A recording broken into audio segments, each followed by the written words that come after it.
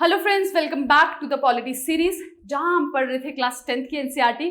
आज हम करेंगे क्लास 10th की एनसीईआरटी का chapter number 4, that is political parties.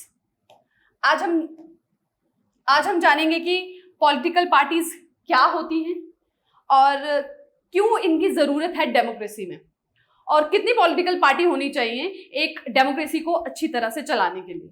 इन सब के बारे में आज के इस चैप्टर में हम डिटेल में पढ़ेंगे।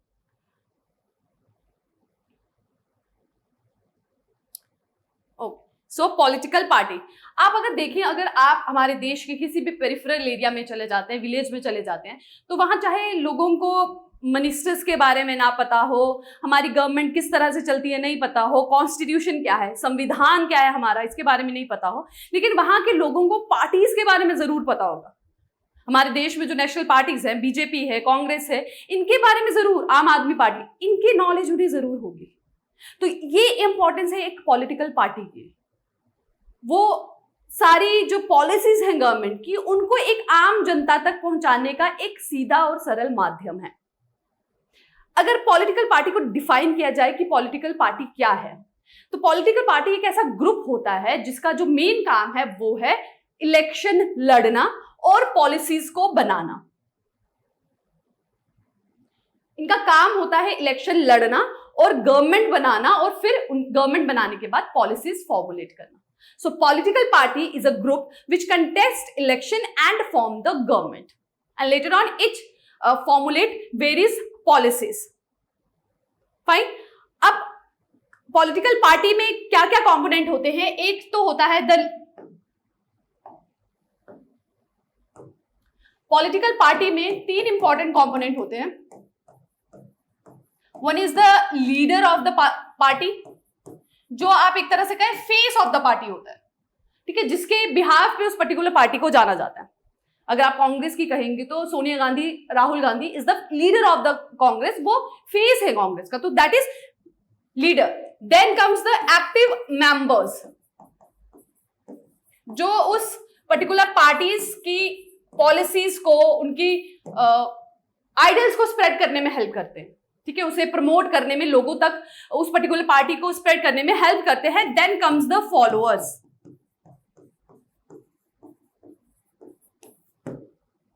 ठीक है, फॉलोअर्स में आम जनता भी आ जाती है। So these are the three important component of a political party, that is a leader, active members and the followers. Now the question arise, why we need a political party? हमें political party की जरूरत क्यों है? तो सबसे पहले need of political party, सबसे पहले तो आ जाता है because it help us, it context election ना, वो इलेक्शन लड़ते हैं। हमारे देश में पाई जाती है इनडायरेक्ट डेमोक्रेसी, पॉपुलेशन इतनी ज्यादा है, डाइवर्सिटी इतनी ज्यादा है, तो ऐसा नहीं हो सकता कि हर पर्सन जो है सब मिलकर अपने लिए रूल्स रेगुलेशन बनाए। इसीलिए जो इजी वे आउट है to form government is the indirect election, और इनडायरेक्ट इलेक्शन में आप अपने रिप्रेजेंटेटिव चुनते हैं। वो रिप्रेजेंटेटिव कौन खड़े करता है, कौन उन्हें लाता है, that is political parties. Political parties अलग अलग कैंडिडेट्स को इलेक्शन में खड़ा करती हैं, वो इलेक्शन जीतते हैं जब हम उन्हें वोट देते हैं, and then the government is formed. और कैंडिडेट्स को चुनने का तरीका अलग अलग हो सकता है। जैसे हमारे देश में मोस्टली पॉलिटिकल पार्टीज अपने कैंडिडेट को नियुक्त करती हैं, लेकिन अगर आप अमेरिका की बात करें तो वहां पे जो पर्टिकुलर पार्टीज के फॉलोअर्स हैं, मेंबर्स हैं, वो कैंडिडेट को अपॉइंट करते हैं, ठीक है, जो सपोर्टर्स होते हैं पर्टिकुलर पार्टीज के, वो उन्हें अपॉइंट करते हैं। Next comes the it formulate policies and programs. अब पॉलिसी, आप देखिए पूरा देश है, हर एक पर्सन की नीड, डिमांड, वैल्यू अलग हो सकती है। अब उन सब के बेसिस पे law banana is not possible. So political party उनको आप एक तरह से कहें लिमिटेड वे में प्रेजेंट करती हैं कि पर्टिकुलर टाइम फ्रेम में किस चीज की इंपॉर्टेंस है। आप कहें तो फार्मर्स को फ्री इरिगेशन चाहिए, उनको सीड्स फ्री चाहिए। आप स्टूडेंट्स की बात करें तो उन्हें काम चाहिए, उन्हें एम्प्लॉयमेंट चाहिए। आप अगर विमेंस की बात करें तो उनको रिप्रेजेंटेशन चाहिए। हर एक सेक्शन, हर एक सेक्टर के जो डिमांड है वो अलग है। सो उनको एक स्ट्रीमलाइन वे में प्रेजेंट करती है वाया वे ऑफ पॉलिसीज, और वो काम कौन करती है? Political parties. ठीक है, वो उनको एक स्ट्रीमलाइन करती हैं कि पर्टिकुलर कंडीशन में क्या क्या चीजों की जरूरत है. So that is the work of parties. Next comes the making laws. अब आप देखिए कानून कैसे बनता है. अभी तक हमने जितनी भी एनसीईआरटी में चैप्टर्स पढ़े हमने देखा है कि गवर्नमेंट कानून बनाती है. ठीक है, एमपीज एमएलएस जो है वो पार्लियामेंट में बैठते हैं, डिस्कशंस होती हैं, डिबेट्स होती हैं, और जब वो बिल पास हो जाता है उस पर प्रेसिडेंट के साइन होते हैं और वो कानून बन जाता है. बट जो भी मिनिस्टर्स हैं, जो भी एमपीज पार्लियामेंट में बैठते हैं, वो जिन पार्टीज को रिप्रेजेंट करते हैं उन्हीं पार्टीज की जो नीड्स है या उन्हीं पार्टीज की जो पॉलिसीज है उनके बेस पे लॉ बनाते हैं. उसे कहा जाता है विप. ये विप क्या होता है कि सपोज कोई कैंडिडेट बीजेपी की पार्टी से खड़ा है इलेक्शन के लिए और वो इलेक्शन जीत के एमपी बन जाता है. जब वो पार्लियामेंट में जाएगा तो जो भी बीजेपी की आइडियोलॉजी है, बीजेपी की डिमांड है, बीजेपी का मैनिफेस्टो है, उसके बेस पे ही पार्लियामेंट में काम करेगा. वो होता है विप. ठीक है, आप किसी भी पार्टी के कैंडिडेट हैं, आप उस पार्टी की आइडियोलॉजी के हिसाब से ही काम करेंगे. ठीक है, तो लॉज बेशक एमपीज बनाते हैं, बट एमपी किसकी आइडियोलॉजी पे काम करते हैं? अपनी रिस्पेक्टिव पॉलिटिकल पार्टीज के. क्लियर है? नेक्स्ट आता है to form an government. Obvious है कि जब आप पर्टिकुलर कैंडिडेट जो है, कैंडिडेट अपॉइंट किया जाता है बाय पॉलिटिकल पार्टी और जब वो जीतता है और वो सरकार बनाता है तो एक्चुअल में सरकार रिप्रेजेंट कर रही है पॉलिटिकल पार्टी को. ठीक है, जिस पार्टी के सबसे ज्यादा कैंडिडेट जीते हैं. तो पार्टीज ही गवर्नमेंट बनाती हैं, पार्टीज ही गवर्नमेंट बनाती हैं, पार्टीज ही पॉलिसीज बनाती हैं, पार्टीज ही लॉज बनाती हैं. ऑल्दो ये काम एमपीज के थ्रू किए जाते हैं, but they represent all the ideologies of parties. Then role of opposition. Opposition कौन सी होती है? वो पार्टी जो सरकार बना नहीं पाती बिकॉज कहीं कुछ प्रोपोर्शन से वो वोटों में लैग कर जाती है, तो वो बनती है ऑपोजिशन पार्टी. अब ऑपोजिशन पार्टी का क्या रोल है? वो रूलिंग पार्टी को, जो भी सरकार अभी रूल में है, उनके कामों पे निगरानी रखती है, और जहां ऐसा लगता है कि वो सरकार, रूलिंग सरकार सही काम नहीं कर रही, कॉन्स्टिट्यूशन के अगेंस्ट काम कर रही है, उसकी पॉलिसी से लोगों को नुकसान हो रहा है, तो वो उनके अगेंस्ट आवाज उठाती है, उनसे क्वेश्चन करती है और सरकार को घिरा भी सकती है बाय नो कॉन्फिडेंस मोशन. सो ऑपोजिशन पार्टी का होना बहुत इंपॉर्टेंट है, क्योंकि इंडिविजुअल पर्सन, अगर आपको आपकी गवर्नमेंट से कोई शिकायत है, आप डायरेक्टली प्राइम मिनिस्टर के पास जाके कंप्लेंट नहीं कर सकते हैं. आप सबकी नीड्स को जो रिप्रेजेंट करते हैं वो होती है ऑपोजिशन पार्टीज. वो क्वेश्चन करती हैं सरकार की उन पॉलिसीज के खिलाफ, उन लॉज के खिलाफ जो लोगों के लिए हानिकारक है. जैसे आप फार्मर्स लॉ की बात करते हैं, वो हुए थे तो ऑपोजिशन पार्टी ने उस मुद्दे को उठाया था और फाइनली सरकार को वो लॉज, एग्रीकल्चर लॉज वापस लेने पड़े. So opposition party plays a very important role. Then comes the political parties जो हैं वो बड़ा इंपॉर्टेंट रोल प्ले करती हैं to provide an access to government machinery. अब लोकल वर्कर जो है पार्टी का, उससे मिलना ज्यादा आसान है एज कंपेयर कि मिनिस्टर से मिला जाए. ठीक है, आप सीएम से या एमएलए से या एमपी से उतनी आसानी से नहीं मिल सकते जितना आप आपके पर्टिकुलर लोकल एरिया में रूलिंग पार्टी का अगर कोई वर्कर है उससे मिलना ज्यादा इजी है. तो अगर आप अपनी प्रॉब्लम उस तक पहुंचाते हैं तो वो इजीली गवर्नमेंट तक आपकी बात पहुंचा सकता है. सो जो पॉलिटिकल पार्टीज है वो एक चैनल की तरह काम करती हैं गवर्नमेंट मशीनरी तक पहुंचने का, गवर्नमेंट तक पहुंचने का, गवर्नमेंट तक अपनी आवाज पहुंचाने का. सो ये सब रोल जो है एक पर्टिकुलर पॉलिटिकल पार्टी जो है वो प्ले करती है, and that's why political parties are very important in a democracy.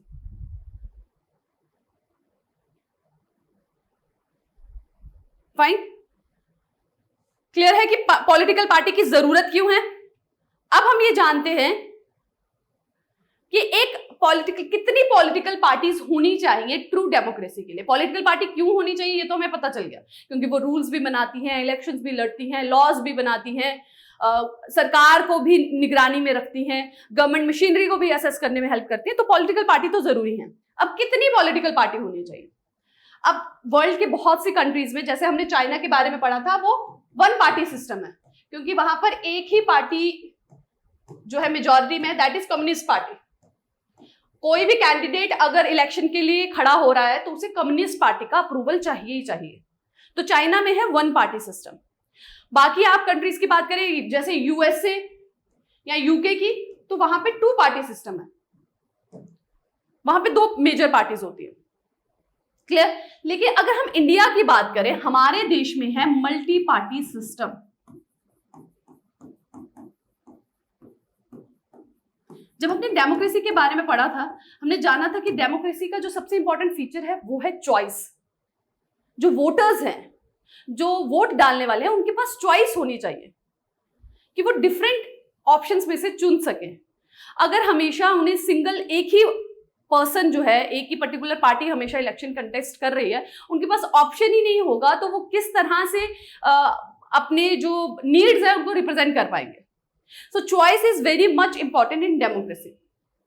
तो उसी के लिए हमारे देश में है multi party system. Multi party system मतलब जहां पे बहुत सारी parties at a same time election contest करती हैं। अगर प्रेजेंट टाइम की बात करें, सो जितनी भी पॉलिटिकल पार्टीज हैं उनको रिकॉग्निशन मिलती है bye election commission of India. ये एक कॉन्स्टिट्यूशनल बॉडी है। कॉन्स्टिट्यूशन में आर्टिकल 324 के अंडर इसका मेंशन है। ये कॉन्स्टिट्यूशनल बॉडी है जिसका काम है स्टेट लेजिस्लेचर और पार्लियामेंट की इलेक्शन कंटेस्ट कराना। तो जितनी भी पार्टीज बनती हैं वो उनको रिकॉग्निशन ईसीआई प्रोवाइड करता है, इलेक्शन कमीशन ऑफ इंडिया। साथ ही वो उनको सिंबल भी देता है, जो वो सिंबल सिर्फ वही यूज कर सकते हैं। तो एट प्रेजेंट की अगर हम बात करें, हमारे देश में टोटल 6 नेशनल पार्टीज हैं। 6 there are national parties, 57 are state parties. National party जो पूरे देश में कहीं पे भी इलेक्शन कंडक्ट कर सकती है, उसकी कुछ क्राइटेरिया रखे गए हैं कि किस तरह से आप नेशनल पार्टी और स्टेट पार्टी में डिफरेंशिएट कर सकते हैं। ठीक है? So there are some proportion which has been mentioned, जिसके बेसिस पे आप कह सकते हैं अगर किसी पार्टी ने 6% ऑफ वोट, टोटल वोट जीते हैं और एक सीट ली है लेजिस्लेटिव असेंबली में, so that is recognized as a state party. तो to be recognized as a state party, a particular party should win 6% of total vote and 2 seats in legislative assembly. So कोई भी party 6% of vote जीतती है या 2 सीटें जीतती है legislative assembly में, तो वो स्टेट पार्टी की तरह रिकॉग्नाइज्ड की जाती है। और अगर कोई पार्टी लोकसभा के इलेक्शन में 6% ऑफ वोट जीतती है और 4 seats from any states, 4 seats in Lok Sabha, तो वो रिकॉग्नाइज होती है एज अ नेशनल पार्टी। ठीक है? सो स्टेट पार्टी रिकॉग्नाइज होने के लिए a party need to win at least 6% of vote and 2 seats in legislative assembly, and for a national party it should win 6% of vote or 4 seats from any states in a lok sabha. So at present हमारे देश में 6 national parties हैं और 57 state parties हैं। Clear? So to all the parties the recognition is provided by the election commission of India, और वही symbol भी देते हैं। कुछ अनरिकॉग्नाइज्ड पार्टीज भी हैं जो अभी उतनी इलेक्शन नहीं जीत पाई है, उतनी रिप्रेजेंटेशन उनको नहीं मिली है, that are called unrecognized parties, और वो अराउंड 2000 के अप्रोक्सीमेटली दीज आर। ठीक है? तो इनको देख के पता चलता है कि हमारे देश में जो है that is multi party system. ठीक है? सिंगल पार्टी या 2 पार्टी सिस्टम नहीं है, it is a multi party system. और जब कभी किसी एक पार्टी को क्लियर कट मेजॉरिटी नहीं मिलती है, सो दो से ज्यादा पार्टीज मिलकर गवर्नमेंट बनाती है, तो उस टाइप की गवर्नमेंट को कहा जाता है coalition government. So this is government जब इलेक्शन जीतने के बाद पार्टीज आपस में जुड़ती हैं। लेकिन कभी कभी ऐसा होता है कि इलेक्शन लड़ने से पहले ही पार्टीज साथ मिलकर इलेक्शन लड़ती हैं, that is called alliance group. ठीक है? कोलिशन गवर्नमेंट और अलायंस में डिफरेंस आपको क्लियर है? कोलिशन गवर्नमेंट होती है जब इलेक्शन जीतने के बाद पार्टीज एक दूसरे को सपोर्ट करती हैं, इलेक्शन जीतने से पहले, इलेक्शन लड़ने से पहले जब पार्टीज आपस में मिलती है तो उसे अलायंस ग्रुप कहा जाता है। जैसे अभी 2024 का जो इलेक्शन हुआ है वहां पे 2 अलायंस थे, एक एनडीए और एक इंडिया अलायंस। इंडिया अलायंस में कांग्रेस पार्टी भी थी, कम्युनिस्ट पार्टी भी थी, देन और भी बहुत सी पार्टीज थी, ऑल इंडिया तृणमूल कांग्रेस भी थी। सो इंडिया अलायंस में बहुत सारे पार्टीज जो थी वो मिलकर उन्होंने इलेक्शन कंटेस्ट किया था। और एनडीए में भी there was BJP and one more party that forms national democratic alliance. Clear है अलायंस और कोलिशन गवर्नमेंट का difference?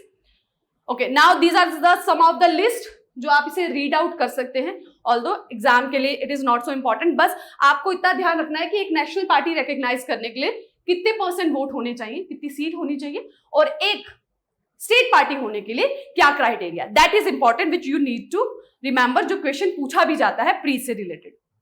Clear? Now the most important topic that is challenges to the political parties.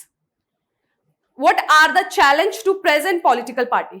आज का जो political system है, political parties हैं, उनको किस चैलेंज का फेस करना पड़ रहा है? तो सबसे पहले आता है लैक ऑफ इंटरनल डेमोक्रेसी।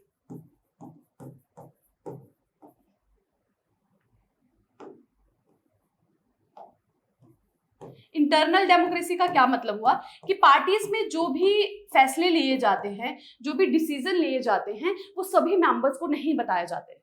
जो भी पार्टीज के टॉप लैडर में होते हैं, टॉप रैंक्स में होते हैं, जो रिप्रेजेंटेटिव होते हैं पार्टीज के, जो लोअर वर्कर्स तक उनकी डिसीजंस को नहीं पहुंचाया जाता। तो इसीलिए there is a lack of internal democracy. देखिए, एक पार्टी का सक्सेसफुल होने का सबसे सही तरीका होता है जब पार्टीज के सभी मेंबर्स को इक्वल इंपॉर्टेंस दी जाए, जब डिसीजन लिया जाए तो सबके वैल्यूज को उसमें इनकॉर्पोरेट किया जाए। जब सिर्फ पार्टी में 2-4 लोग ही डिसीजन ले रहे हैं और बाकी मेंबर्स तक वो पहुंचा ही नहीं पा रहे, तो वो पार्टी ज्यादा देर तक नहीं चलेगी। पार्टीज में इंटरनल फ्यूड आ जाएगा, इंटरनल कन्फ्लिक्ट आ जाएगा, तो वो मिलकर भी इलेक्शन नहीं जीत पाते। तो सबसे बड़ी प्रॉब्लम तो है लैक ऑफ इंटरनल डेमोक्रेसी की, कि जो भी डिसीजन है इलेक्शंस के, जो भी डिसीजंस लिए जाते हैं पार्टी के थ्रू, वो सब मेंबर्स को नहीं बताए जाते। दूसरा है डायनेस्टिक सक्सेशन।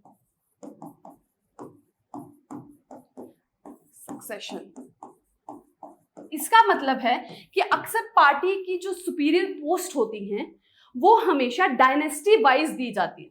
मतलब जो लीडर होगा पार्टी का, उसके बेटे को ही फर्दर चेयरमैन बनाया जाएगा पार्टी का, इररिस्पेक्टिव कि वो उतना रिस्पॉन्सिबल है भी कि नहीं, उसके पास उतनी कैपेबिलिटीज है भी कि नहीं। तो अगर उस पार्टी में कोई न्यू मेंबर्स आते हैं, कोई नए फॉलोअर्स आते हैं जो उस पार्टी को ज्यादा अच्छे से चला सकते हैं, ज्यादा अच्छा आगे तक लेके जा सकते हैं, उनको ऊपर की पोस्ट पे नहीं बिठाया जाएगा। सिर्फ जो ऑलरेडी चेयरमैन थे उसके बेटे को ही चेयरमैन बनाया जाएगा, या उनके आगे वाली जो रिलेटिव्स हैं उन्हीं को दिया जाएगा।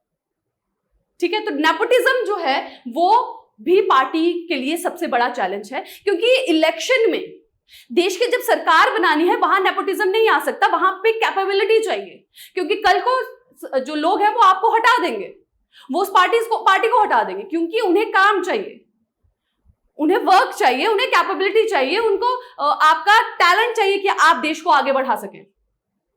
ठीक है, ये कोई छोटा ऑर्गेनाइजेशन नहीं है जहां पे नेपोटिज्म चलेगा। सो डायनेस्टिक वाइज जो सक्सेशन होती है, that is the major problem which are faced by our political parties, और रिसेंट हमारी नेशनल पार्टी में वो देखने को मिला है। ठीक है, नेक्स्ट जो problem they are facing that is money and muscle power. Parties हमेशा अपनी मनी और मसल पावर यूज करती हैं इलेक्शन लड़ने के लिए, जो कि देश की डेमोक्रेसी के लिए बहुत बड़ा खतरा है। पैसे का इस्तेमाल करना, पावर का इस्तेमाल करना, प्रोपेगेंडास चलाने, जो ऑपोजिट पार्टीज है उनके बारे में फेक प्रोपेगेंडास चलाने, लोगों को उनके बारे में भड़काना, उसे नीचे लाना, फिर चाहे रिलीजन का यूज करना हो, कास्ट का यूज करना हो, इन सब चीजों का यूज करके इलेक्शन लड़े जाते हैं और दूसरी पार्टीज को नीचे किया जाता है। वो जो पॉलिटिक्स विद प्रिंसिपल की बात है वो यहां लैक कर रही है। देखिए, जब इलेक्शन जीतना है आपने अपने कामों के बेसिस पे जीतना है, दूसरों को कम करके नहीं जीत सकते आप इलेक्शन। फेक प्रोपेगेंडा चला के, पैसे का इस्तेमाल करके, मसल का इस्तेमाल करके नहीं कर सकते। That is the failure of democracy. ठीक है, So this is the major problem which are facing our parties. And fourth is there is lack of meaningful choice.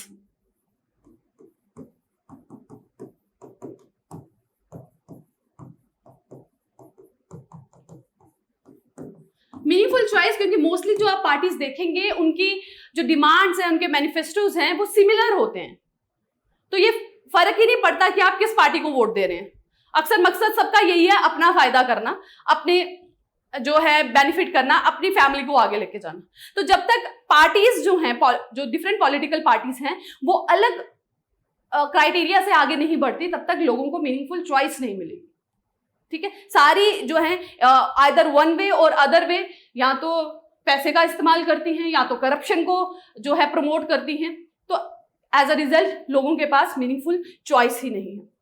तो किस तरह से इस चीज को प्रिवेंट किया जा सकता है और पॉलिटिकल पार्टीज को रिफॉर्म किया जा सकता है? तो पॉलिटिकल पार्टी को अगर रिफॉर्म करना है तो सबसे बड़ी जो ताकत है वो है वोटर्स के पास। अगर वोटर्स ये डिमांड करें, वोटर्स उन पार्टीज को वोट ना दें जो प्रिंसिपल के हिसाब से इलेक्शंस को लड़े, तो पॉलिटिकल पार्टीज मजबूर हो जाएंगे खुद को चेंज करने के लिए। और इस तरह से चेंजेस लाए भी गए हैं, जिस तरह से सुप्रीम कोर्ट ने रिसेंटली ये मैंडेटरी किया है, इलेक्शन कमीशन ने भी ये मैंडेट किया है कि जितने भी पार्टीज हैं इलेक्शन लड़ेंगी, उन्हें अपना पूरा प्रॉपर्टी का ब्यौरा जो है वो देना पड़ेगा। और इसी के थ्रू जो रीसेंट केस हुआ है पूजा खेतकर का, आईएएस ऑफिसर का, वहां पे भी उनकी जो ओबीसी कैटेगरी है उसको इसी तरह से पता लगा पाया क्योंकि उनके फादर ने अपनी पूरी प्रॉपर्टी का जो डिटेल है वो इलेक्शन के टाइम पर सबमिट कराया था। So this has been made mandatory by election commission of India कि किसी भी कैंडिडेट ने अगर इलेक्शन लड़नी है तो उन्हें अपना पूरी प्रॉपर्टी का जो है एक्सप्लेनेशन देनी होगी, ताकि मनी और मसल को कम यूज किया जा सके। साथ ही इंपॉर्टेंट आता है डिफेक्शन। कॉन्स्टिट्यूशन में ये मेंशन्ड है अंडर शेड्यूल 10, अगर कोई भी मिनिस्टर, कोई भी एमपी अगर किसी एक पर्टिकुलर पार्टी से जीतता है, सीट जीतता है, पार्लियामेंट में आने के बाद पहले क्या होता था कि वो पार्टी चेंज कर देता था जस्ट फॉर मनी। अगर दूसरी पार्टी उसे ज्यादा पैसा दे रही है तो वो अपनी पार्टी चेंज कर लेता था। ठीक है, इसकी वजह से जो है अनस्टेबिलिटी हो रही थी गवर्नमेंट में। सो 10th शेड्यूल में डिस्क्वालिफिकेशन अंडर डिफेक्शन मेंशन है। अगर कोई पर्सन, अगर कोई एमपी एक पार्टी से अपनी सीट जीतता है, इलेक्शन जीतता है, तो वो इलेक्शन के बाद अपनी पार्टी चेंज नहीं कर सकता, और अगर वो चेंज करता है तो उसे उसके पद से हटा दिया जाएगा अंडर डिफेक्शन। सो इस वे से भी जो पार्टी है उनको रिफॉर्म किया जा रहा है। फाइन। साथ ही सुप्रीम कोर्ट ने भी ये क्रिमिनल्स का इन्फ्लुएंस इलेक्शन में कम करने के लिए ये मैंडेट किया है कि हर कैंडिडेट जो इलेक्शन लड़ता है वो एफिडेविट एक सबमिट कराए regarding his property and criminal activities. अगर उसमें कुछ क्रिमिनल एक्ट्स उस पर कुछ चल रहे हैं, कोई कार्रवाई, कोई जो केस उस पर चल रहा है, तो इसकी पूरी जो जानकारी है वो एक एफिडेविट के थ्रू सबमिट करवाए। ठीक है, साथ ही ये मेंशन किया गया है, जैसे मैंने आपको बताया कि 33% ऑफ रिजर्वेशन विमेंस को दी गई है। तो पंचायती राज इंस्टीट्यूशन में अगर कोई भी इलेक्शन हो रही है तो 1/3 रिप्रेजेंटेशन जो है it should be given to the womens. अगर ये कंपलसरी बना दिया जाए नेशनल लेवल पे भी, तो ये जो चैलेंजेस है पॉलिटिकल पार्टीज के, उसको मिनिमाइज करने में बहुत हेल्प करेगा। अगर मैंडेटरी बना दिया जाए कि वो कुछ पार्टीज कुछ सीट जो है वो रिजर्व कर दे for the women's, then the scenario could be changed. Recently एक topic that is of electoral bonds बहुत न्यूज में रहा, जिसे सुप्रीम कोर्ट ने जो है अबॉलिश कर दिया, जिसमें जो था आप डोनेट कर सकते थे पॉलिटिकल पार्टीज को फॉर द इलेक्शन। डिनोमिनेशन में कर सकते थे अराउंड 1000 की 10,000, लाख, 10 लाख और 1 करोड़ की डिनोमिनेशन में पार्टीज को फंडिंग दी जा सकती थी। लेकिन इस इलेक्टोरल बॉन्ड में ये मेंशन कहीं नहीं था कि कौन पर्सन किस पार्टी को फंड कर रहा है, ये क्लैरिफिकेशन नहीं थी। और इसके थ्रू देखा गया कि बहुत से बिजनेसमैन और बहुत से क्रिमिनल्स ने जो है इलेक्शन को जो है इम्पैक्ट किया। तो इसीलिए इलेक्टोरल बॉन्ड्स को जो है वो अबॉलिश कर दिया गया। एंड ये मैंडेट किया गया है कि स्टेट फंडिंग जो है इलेक्शंस की वो स्टेट के थ्रू होनी चाहिए। फाइन। सो इलेक्टोरल बॉन्ड जैसी जो पॉलिसीज बनाई गई हैं, इलेक्टोरल बॉन्ड्स की आप देख लीजिए, या फिर जो मनी यूज की जाती है, मसल्स पावर यूज किया जाता है, इसकी वजह से डेमोक्रेसी का जो ट्रू आइडल है वो कहीं पीछे रह जाता है। ऑल दो मल्टी पार्टी सिस्टम है, लोगों के पास चॉइस है, रेगुलर बेसिस पे इलेक्शंस हो रही हैं, लोग वोट दे रहे हैं, कैंडिडेट जीत रहे हैं, स्टिल ट्रू वे में डेमोक्रेसी जो है अपहेल्ड नहीं हो पाती। और उसे ट्रू बेसिस पे लाने के लिए ही defection, disqualification on the basis of defection जैसे प्रोविजंस लाए गए हैं, अपनी प्रॉपर्टी का पूरा एफिडेविट देना, क्रिमिनल एक्टिविटीज का एफिडेविट देना, इस तरह के प्रोविजंस लाए गए हैं और इलेक्टोरल बॉन्ड जैसी पॉलिसीज को खत्म किया गया है।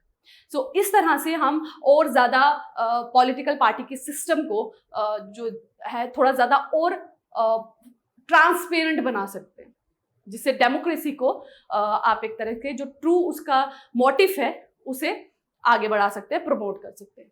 So that is it for today's chapter. इसके साथ हमारा chapter number 4 that is political party खत्म होता है, जिसमें हमने ये पढ़ा कि पॉलिटिकल पार्टीज क्या होती हैं, क्या नीड है पॉलिटिकल पार्टीज की, और कितनी पॉलिटिकल पार्टीज होनी चाहिए फॉर अ ट्रू डेमोक्रेसी। और आज की जो पार्टीज हैं, राजनीतिक पार्टीज, उन वो किस किस चैलेंजेस को फेस कर रही है और उन चैलेंजेस को हम किस तरह से खत्म कर सकते हैं। So that is it for today's lecture. मिलेंगे नए लेक्चर में नए टॉपिक के साथ। Till then take care, thank you.